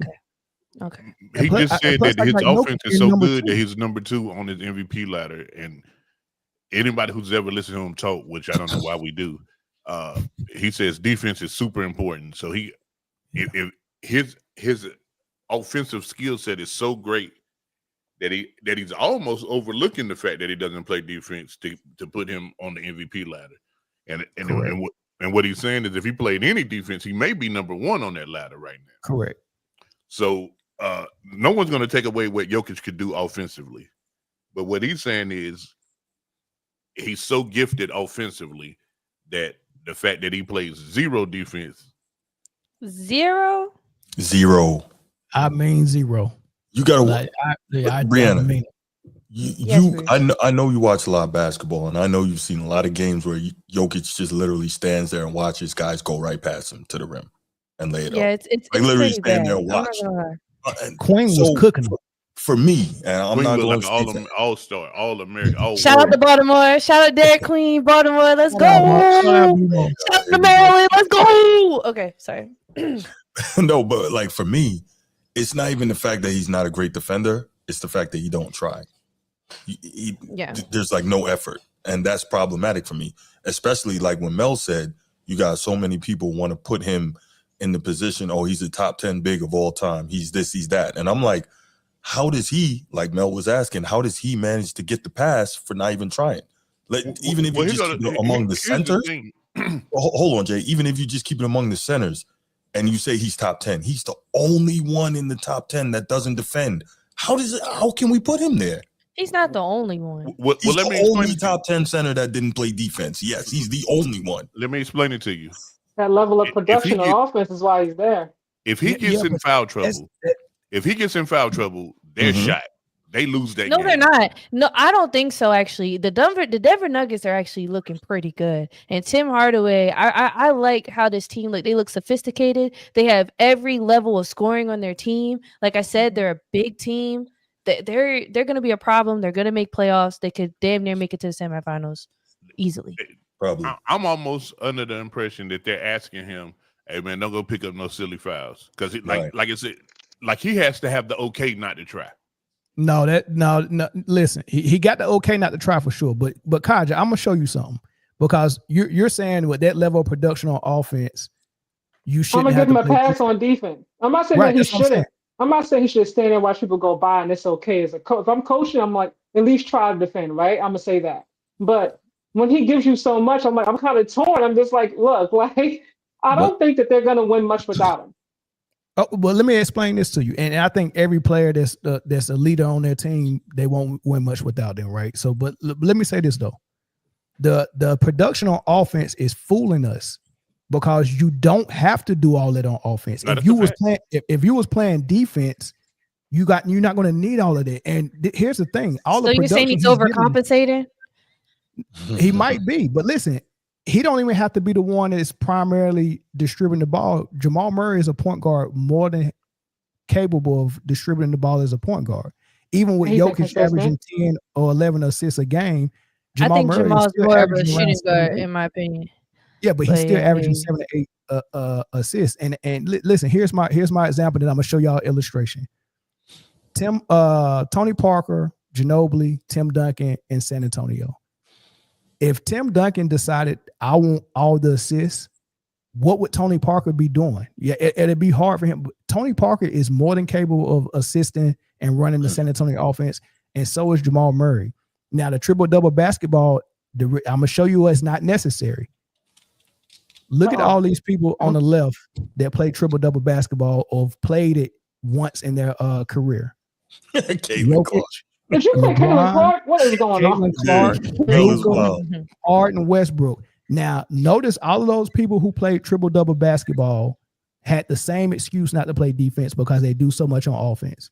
But look at the rings. You got 1 for Jokic and 4 with LeBron, but he had to get a super team to get those. And look on the right of the people who said, I'm going to lock down on defense and score, right? And I'm not saying Magic is one of those people, but he did make a decision that I'm only going to do one thing. I'm going to assist. I'm going to let Kareem and James Worthy score. You have to make a decision. Do you want to distribute or do you want to score? Pick one. And when you do both and then say, I'm not going to defend, you make it harder on your team. Now, how many rings are on the right side versus how many rings is on the left side? What is that, 27 to 5? You skewed it. How many Hall of Famers on the right side versus how many Hall of Famers on the left side? I mean, they all gonna be in the Hall of Fame. Yeah, they're all on the left. First of all, these are amazing visuals. right. Hey, I'm not done. They all got something in common. Wow. I didn't see this. Blocking, no defense. Wow. He showed up for work today. MVPs, records. On the right side, winning, toughness, defense, GOATs, rings, MVPs, and respect. Well, I ain't never heard nobody throw defense on Magic Johnson name. I ain't never heard anybody put that on that man's name. But okay, cool. Well, Magic wasn't locked down, but he at least attempted to defend though. But nobody's saying you got to be Gary Payton or Michael Jordan. Would you put him on the graphic and right beside his face was the word defense? He could have put defense up there. It just happened to be there. Oh my God. Now you see what the problem that triple-double basketball is, Kaja? You could have found anybody other than Magic. I understand your perspective. You could have put anybody but Magic. Magic. Not good, Kaja. It's not good. I understand your perspective. Oops, sorry. Bring over there. No, cook him, Kaja. Cook him. No, because he pulled up that visual and said, now do you see what I'm saying? What did that have to do with triple doubles? I'm lost. I was not expecting that one. That was pretty good. You know what though? I was told that if somebody gets a lot of You steals, pick Caitlin in there. I was told if somebody get a lot of steals, they play defense. So Magic did lead the league in steals 3 times. So there you go. But at least I mean, that's why the other side, man. Here's what I was told. If you get steals, that means you play defense. So that's why SGA won. Should have had Caitlin and then Maya Moore on the other side or something. Like what this? Hey man, I just triple-double basketball. They all get praised for their triple doubles. I'm letting you know what triple doubles get you. You left off Shorty. I can't even think of her name. From Phoenix. Alyssa, you left off AT. She played defense though. And she will be on the side. She does. Yeah, and she made a choice to facilitate and someone else is the primary scorer. I'm against being both because you're against triple doubles. I'm against playing triple double basketball. Like when you design it to say, hey, I'm gonna take the most shots and I'm facilitating all the offense, that's lopsided for me. And it puts your teammates in a rough spot to where they're just catch and shoot players, regardless of what skill set they got. Jamal Murray is a real point guard that can handle the rock and pass. And he can only do it when Jokic decides he don't want to do it. I got a question for you. What exactly is lopsided? I thought I was the only one that heard that. That's a new word, man. Lopsided. Just trying to figure out what that is. This is what we're doing. Nah, we're not doing it out. We trying to figure it out. Because I don't want to design an offense that's lopsided. Get your head in the game, Jay. Get your lopsided head. is Lopsided. Lopsided. Now Jay, I'm familiar with is them. lopsided Wop. right now. Come on, Wop. You see, Jay, When we I from hear the same WAP, neighborhood. We from the same neighborhood. You've said Wopsided tons of times. Nah, when I'm talking about WAP, ain't no side to it. Yeah, but that just came out 5 years ago, though. Yeah, I've been but saying 5 years Wopsided. ago, I wasn't saying WAP unless I was saying WAP Babaloo WAP or WAP Bam Boom. Exactly. Thank you. He know what it is. Jay acting like he don't know. We both from Carolina. I'm from the Carolinas. I've never heard that. Yeah, Jay, that's a lie. That's a lie, Jay. It must be South Carolina. That must be a South Carolina thing. You lie like a dirty rug, and the truth ain't in you. Right now. All right, go ahead, Kaja. What you saying? You said you see my perspective, but I do understand, but I'm sticking with my point. So let's say he's take up the assist, right? So he's averaging, I don't know, between 22 points and 27, maybe 1 or 2 assists and I don't know, 13 rebounds a game. You think those assists are not going to be needed? They're not going to be missed for them to have success and win games? Because Jamal Murray to me is inconsistent. No, I think he's inconsistent because he has to play in the Jokic system. Listen, everybody who played with a triple-double stat pattern is looked at as inconsistent.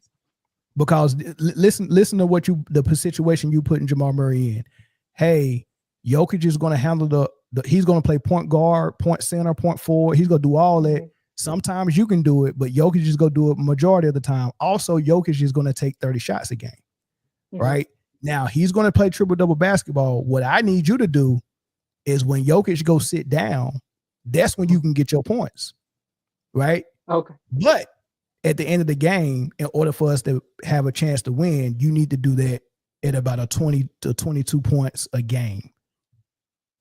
And in the games that he has 17, they lose. But the games that Jokic have 17, they can still win them because Jamal Murray is snapping. And I think that's really unfair. And that goes for, I'm telling you, listen, everybody said Caitlin Clark is needed for the Fever and nobody else can get their own shot. And then she went down and got hurt and everybody turned into liars. I'm telling you, triple-double basketball is fake. They don't need to do that. Tim Duncan didn't do it and he got 5 rings out of it. He played defense and he scored in the post when he was needed. He let Tony Parker and Ginobili score. You got to pick one. So you trust Jamal Murray to pick up in terms of the playmaking? He's a point guard. Yes. I agree. I see him over shooting guard. Yeah, like if Jamal's taking over, it's because he's scoring and he's not missing, and he's going to take the majority of the shots. He's going to take more shots than Joker. Yeah, but see, designing your offense as a coach, very nice. You don't need Jason Kidd to be your point guard or Rondo to be your point guard, right? Over in New York, Jalen Brunson is the point guard. Darius Garland, all of these dudes. There's no more Chris Paul point guards in there. You can still get your assists. I just seen the Bulls beat Denver the other night. You know how many assists the Bulls had? They had 32 assists. You know how many assists Denver had? 21. Out of those 21 assists, guess how many Jokic had? 13. So if you play this way, all of your assists is going to one player. But the Bulls, all of their assists was going everywhere, and they had more. So I'm more concerned about the Bulls. Yeah, I'm more concerned. Josh Giddey's a good point guard. Sure, but I'm more concerned. But he didn't have 13 assists. Jokic did. Josh Giddey only had 6. But it was 3 players with 6 assists, and it was 2 players with 4 assists, and there was some more players with 2. So aside from Jamal and Joker, who else do you want to have assists? I guess your theory only works if you have players that are actually going to produce that type of assist to contribute to the amount it would take for a team to win at a caliber without someone doing what Joker's doing. No, the offense that the team installs is what's going to get your team assists. When you look at Greg Popovich offense in San Antonio, name the players other than Tony Parker that was assist people. And Tony Parker didn't even get assists like that. Was Ginobili assist? Get on him for that. I mean, you tell me, was a Ginobili assist guy? If he was, then Jamal Murray is. Ginobili was a pure shooting guard. A scorer. He was a scorer. So, but the way San Antonio ran that offense, assists came because we're either doubling Tim Duncan or we got so many screens and ball movement. You don't. It's a myth in basketball that you need an assist guy. and that one guy is going to assist for everybody. No, I'm a myth. Mel, you a myth. I'm a myth buster. Okay. Assist is necessary in the game of basketball. You can't score without everybody on the team, man. Well, you can't score without an assist, though. You do know that, right? All right, right. Actually, you can. Yeah, you can. You can grab the rebound off the back of the board, off the rim after you shoot, Mel, because you're going to brick. Grab the rebound, and you can dribble up the court really fast and do a fast break layup. And without an assist, correct. Thank you. But ball movement, the way the Spurs did it, I always got them above 30 assists a game for average. That was the same thing with the Warriors. So you don't need one guy distributing for the entire team. That just got popular with LeBron and then Westbrook and then Harden and then now Luka and then now Jokic. Like they brought that into the game, and it's not necessary. You don't have to do it. I would rather have my guy concentrate on defense and scoring if you're my best player. Let somebody else assist. That's just my thought.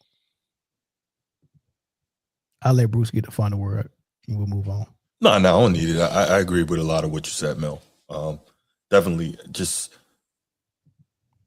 Oh my God.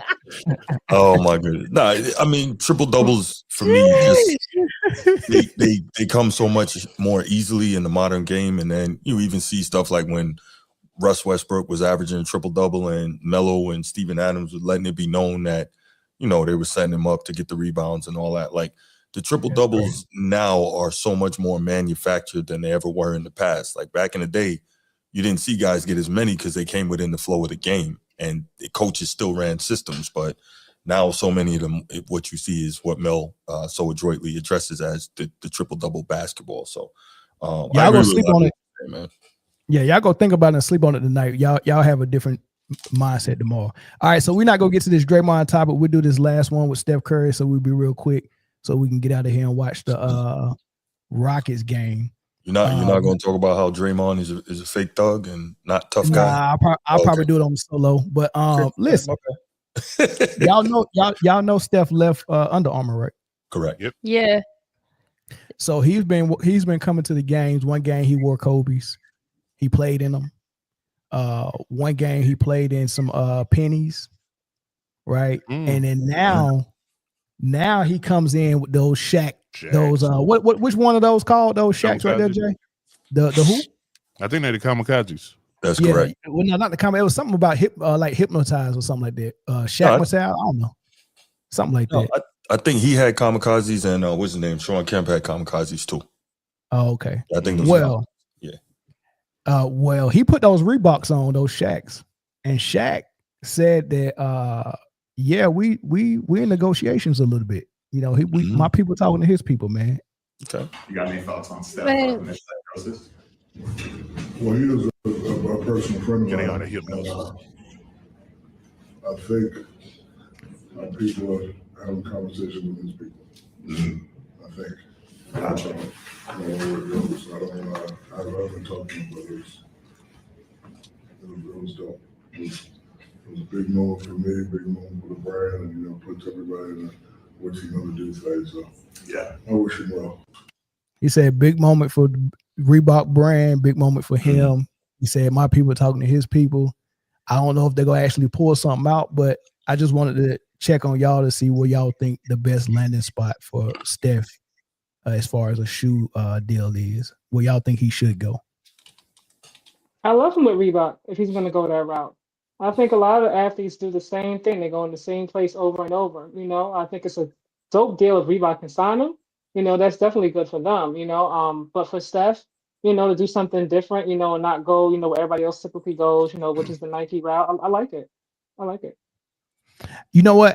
I'm not mad at Reebok lately because I like what they did with Angel Reese shoe. Mm-hmm. Yeah. I'm not even gonna lie, dog. I like Angel Reese shoe, man. So if you can use that and show players, hey, this is the type of stuff we can do.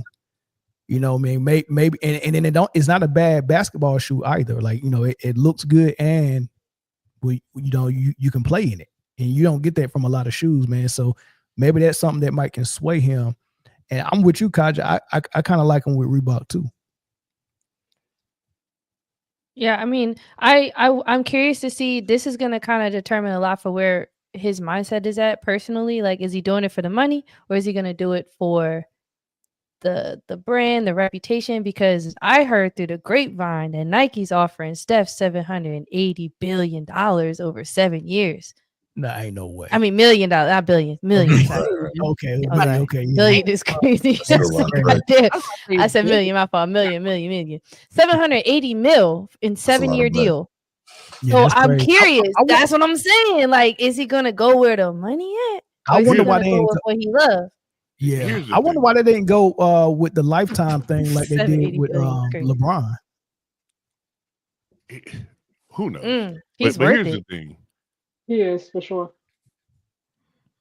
Under Armour was a bad choice. Oh, absolutely. But I think didn't he sign it? I think he signed it when I was in high school. He made plenty of money with him, so I think he's but that every was pair like of shoes was terrible. Every last one of them was trash. Like Derrick Rose signed with Adidas. I hated that. And then Steph had Under Armour. I think that was. But I got two under the radar brands that he might sign with. Answer. Puma. Yeah, answer with Kyrie. Yep. Or fuck with Marbury and go with the Starberry line.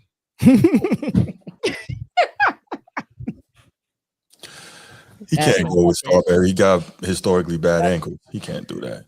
Hey, But we gotta let Kaji go. Hey, Kaji, the game already started. I got it on my other monitor right now. OMG, okay.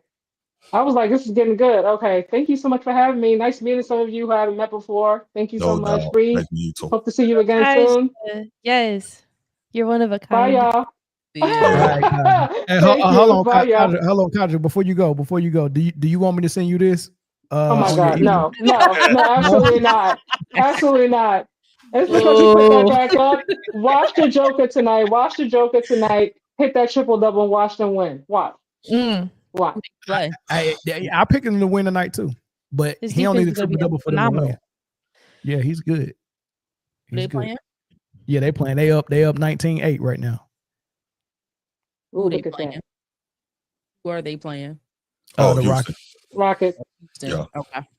Peace out, y'all. Good night. All right, Thank you. Bye. Yeah. All right. So you who was saying something about Anta and Starberry? Jay. You already when you said Anta, I was thinking about Anta as well.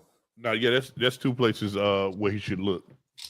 I know what he shouldn't look, and that's New Balance. Boy, they did Cooper Flag wrong, boy. Golly, they got him a pair of dad shoes. Them Monarchs that Kareem Bigums be wearing. Well, let's go with it. Hey, look, he 2 years away from having a dad buy it. Yeah. Bree, don't get that Luka treatment. Bree, I need you to stop lying. You do not like them New Balances. I need you to stop, Bree. I think they look lovely. You gotta have like certain style to freak them. Can we get them on the screen here? Let's get them on the screen. Let me get these. I'm looking them up right now. It's not everybody is born with style. You feel me? I know the Carolina influence. The BB Hezzy. Bro. Are you saying that because you like Maxie? I think he's a New Balance. I am. Yes, Brittany, you know me. I knew it. I was like, she a Maxie person. Listen, and I think in Baltimore, it's a little biased too. All we wear is like Under Armour and New Balance. Not me. Y'all ain't wearing these New Balances. I can guarantee you that. I'm looking at them right now. The Hezzy Low V2. They're not terrible, man. Are you serious? Yeah, they're not terrible. Okay, hey, I'm about to put these shoes on the screen in the chat. I need y'all to put yes or no. Put yes or no if y'all rocking these on the court or the I didn't say I would wear them. I said they're not terrible. No, that's not. I was looking at the Carolina blue ones. They're not terrible. Yeah. He the colorway is cool. Dog.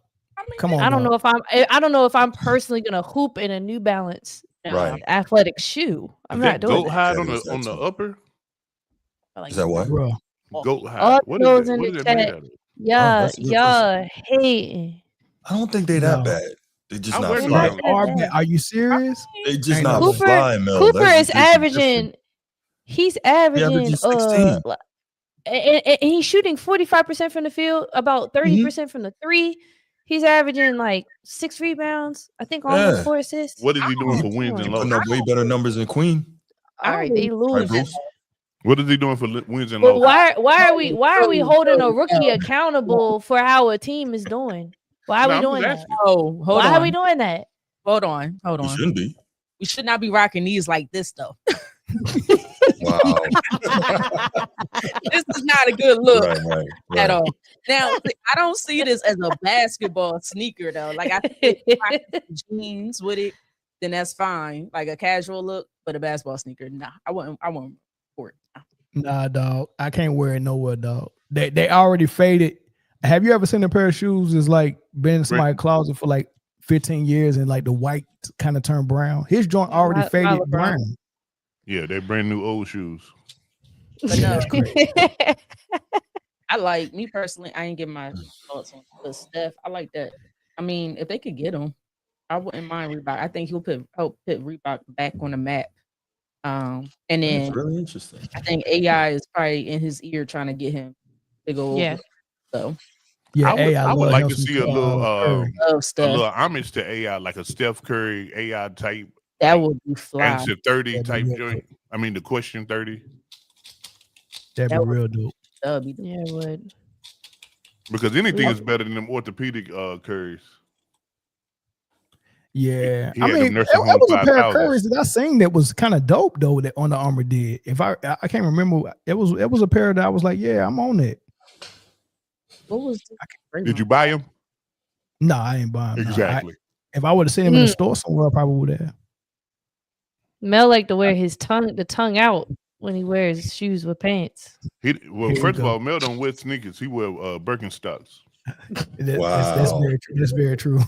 I very rarely wear sneakers, dog. It's the Birks for me. It's definitely the Birks. I got so many pair of Birks, man. I thought he was joking when he said that. Okay. I like Clarks, man, but that's a different. All right, man. That's it, y'all. Clarks are very comfy. Very, very. Those are slept on. Hey, we were just talking about rookies. Queen and Cooper Flag, they playing each other unless Flag not playing tonight. Let me see. I don't know. I think he's sick. I'm watching as far as Ricky goes, we all know how Khan's been doing. VJ's been like a little. I don't know if it's the injury or Jared McCain coming back, or I'm not sure. I think it's because he had such an explosive game 1 and game 2. It feels like maybe he's trending down, but I still believe in his consistency, and I think he's gonna keep going up. But listen, guys, he's on the trade block. If anybody wants to trade with me in fantasy. Speaking of fantasy, Brittany, would you like to trade VJ? Ain't nobody traded yet in the league. Sure, because all my guys is hurt. Yeah. You don't want Jason Tatum? I give you Jason Tatum. All my guys is hurt. I heard Jason Tatum might be coming back in January. Man, he better not get the show. Nah, he I heard come back. I think VJ's, but for you to come, I think VJ's playing how he's supposed to right now with this particular team. Okay. He shows up when he's supposed to, right? So he's always making a good defensive play. He's always when they need a 3, shooting, knocking down the 3. So I think right now, till he really figures out his way, he's still a rookie. I think he'll be fine. I think he's still playing very well. I agree. Yeah. I agree. Fantasy wise, I don't know how that's impacting him.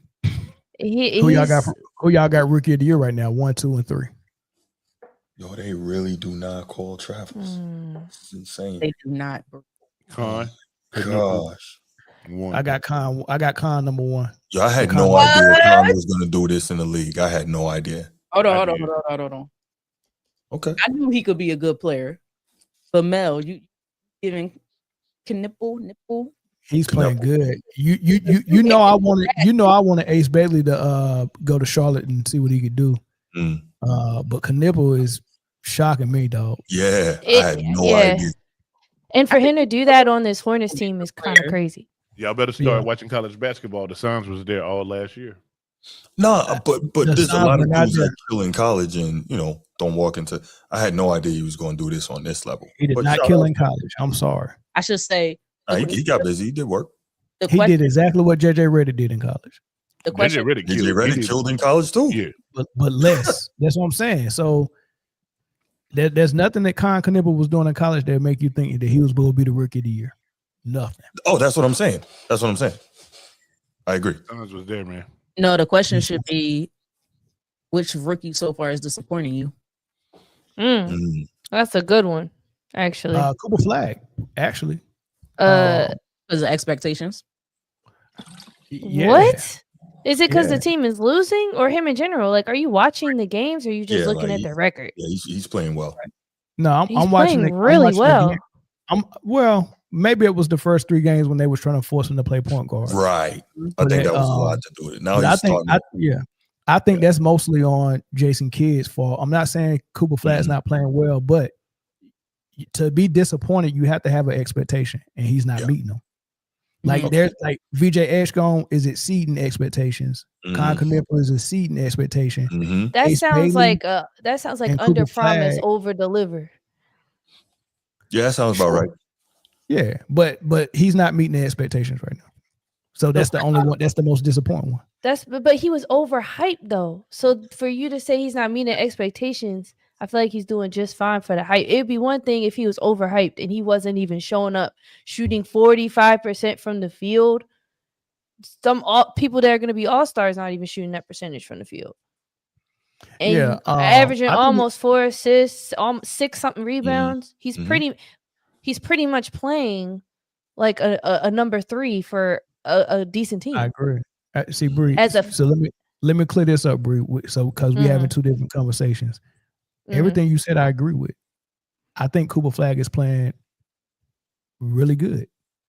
But if I got to pick a rookie that's the most disappointing, it's got to be the one that's not meeting their expectation. I expected more.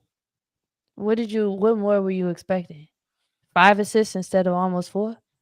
No, it wasn't a number attached to it. It was just. No, it was franchise changing ability. Correct. So I have a question. What about Ace Bailey? That's Utah. That's not playing. Huge disappointment. Yeah, he's a disappointment as well. But he's also playing well, just like Cooper is. Just he's getting very few minutes.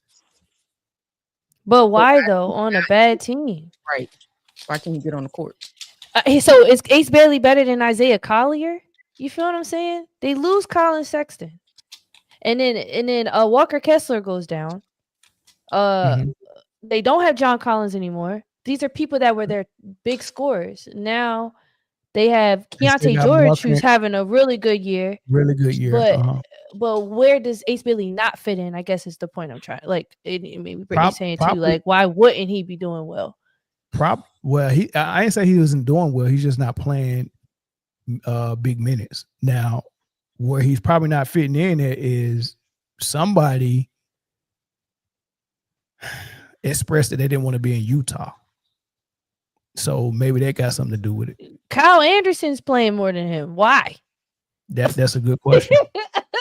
Kyle Anderson is like, I was question. just talking about Kyle Anderson the other day. And the other reason why I'm not saying Ace Bailey's not a talented player, but like you guys mentioned a lot of it, but the expectations for him, although he dropped, most people will probably say he dropped to that 5th spot, was higher. Higher than what? What he's performing? Yeah, but this is my thing. Do you think if he was getting the same minutes that Cooper Flag is getting, that he wouldn't be able to perform similar to what Cooper Flag is doing? So Cooper Flag's getting all the opportunity to do what he needs to do, and Ace Bailey is not. Well, why? Because we just talked about the players that are ahead of him. I don't know why he's not getting the minutes. That's the part that I don't know. So maybe that he's not doing that they're expecting for him to do, he's not doing it. Because it could be. I think that's unfair though, because that's what they're doing to Kuminga and Golden State. They we don't know if he's not doing something and not getting minutes. We just know he's not getting minutes. That's not unfair. He's a rookie. No, I think it's unfair to just assume, yeah, you're not getting minutes because you're doing something wrong. But look at every other rookie in it, Jeremiah Fears. Like they're all getting bumped. bump. Everybody's getting bumped. I agree. So I'm just kind of curious. What y'all think he's not doing? You think it's just something somebody don't like him? Then why I draft? don't know. I don't know what it is. It's I guess, I guess they want him to earn it or what. I don't know what it is. I mean, he's gradually getting more minutes now. I seen him play a little bit, you know what I'm saying? He's getting double-digit minutes now, but he ain't getting no 30 minutes to go out there and do what he do. Because it ain't that whack.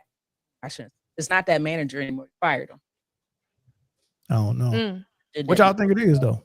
Because didn't he start off with minutes? Wasn't he a starter or am I tripping? No. He never was a starter. Okay. As a matter of fact, the first game he started at least the first game. I think he was sick that very first game or something. They said that first game he probably played like 3 minutes or something like that. When I seen him in a game. It might have been versus Atlanta.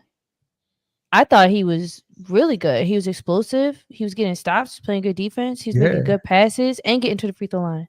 Yeah, even in that game against the Lakers, when LeBron came back, oh my God, Luka tried to close out on him on the corner, and he hit Luka with a jab, and Luka almost fell, and he went baseline and got this nasty Tracy McGrady looking dunk.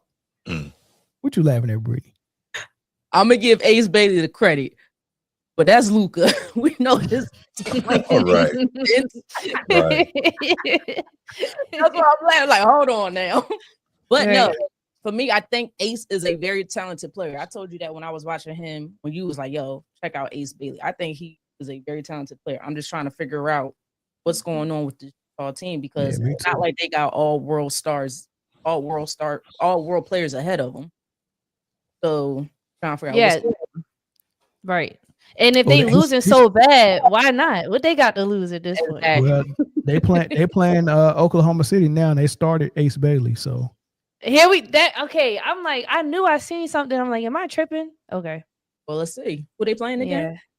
OKC. Oh, Flag is playing tonight. Okay. Yeah, but if I go back this game, fantastic. But I'm gonna give him some grace with.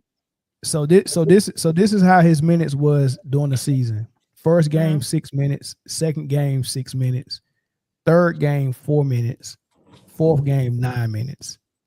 So he went 4 games without getting double-digit minutes, and then it got to 12, 10, 20, 21, 5, 13. So 21 minutes is the most he's got this season, but maybe he'll get more now that he started this game. We'll see how that turns out. Did the game just start? What quarter is it? Yeah. It's first quarter. It just started. Oh, it just started. Okay. Yeah, it's 9-6. 9-6. But all right, y'all. I'll let y'all get back to y'all Friday night, man. I appreciate y'all for y'all from joining Format Podcast. Bruce came over, one of our VIPs. I appreciate that, dog. No doubt. And then of course, Bree and Brittany. I love when y'all show up too. So I missed y'all. I haven't been to work at all. I've been doing no call, no shows. Joel Embiid effect, baby. No. That's Anthony Davis. Wow. That's all.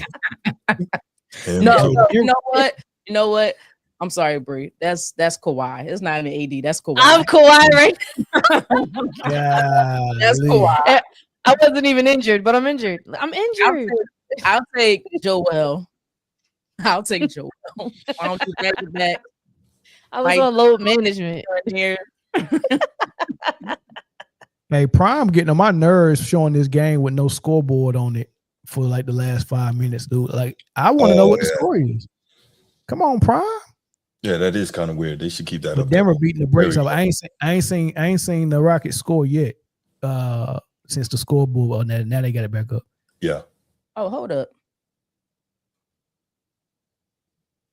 They should leave it up there all the time. I won't be seeing y'all till next week. So for those who will celebrate Thanksgiving, happy Thanksgiving. Oh yeah, nice. Sure. Happy Thanksgiving. I'm thankful for y'all. Yeah, we thankful for you too, Bree. Who all cooking and who just eating? I'm gonna cook. My mother and I, we're gonna cook. We're gonna each like make different things. Oh, that's how you do it. It's gonna be Baltimore seafood broil. My mom not from Baltimore. She's a Steelers fan. She's from Pennsylvania. And yeah. So she doesn't like seafood. What? I know. Yeah, it's kind of crazy. Ask. I thought she would have put some Obey in your bottle when you was a baby. No, just Similac. Oh my God. Mine say pop. Oh man. All right, y'all. Let's get out of here, man. Peace. I appreciate y'all. Thank you. All right. All right, y'all. Easy. All right.